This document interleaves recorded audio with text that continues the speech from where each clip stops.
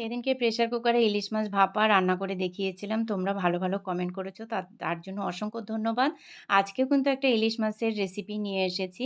তাই একটা ব্লেন্ডারের বাটিতে সর্ষে, তিল, কাঁচা লঙ্কা দিয়ে পেস্ট করে নিয়েছি। তারপরে ওই বাটির মধ্যে নিয়ে ওই ব্লেন্ডারে বাটি ধোয়া একটু জল দিয়ে তার মধ্যে স্বাদমতো লবণ, হলুদ আর একটু চিনি দিয়ে মিশ্রণটাকে তৈরি করে নিলাম।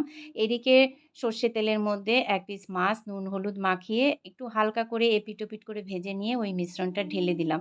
দেওয়ার পরে একটা কাঁচা লঙ্কা দিয়ে ২ থেকে ৩ মিনিট কিন্তু আমি ধিমে আঁচে ঢেকে রেখে দেব।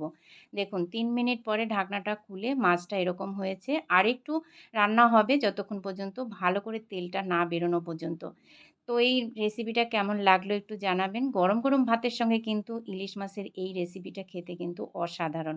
অনেকে কিন্তু সর্ষে পোস্ত দিয়ে খেয়ে দেখেছেন। কিন্তু তিল দিয়ে আর সর্ষে দিয়ে একবার এভাবে বানিয়ে খেয়ে দেখতে পারেন। পুরো ভিডিওটা দেখার জন্য অসংখ্য ধন্যবাদ। পরবর্তী ভিডিওতে দেখা হবে। সবাই ভালো থাকবেন।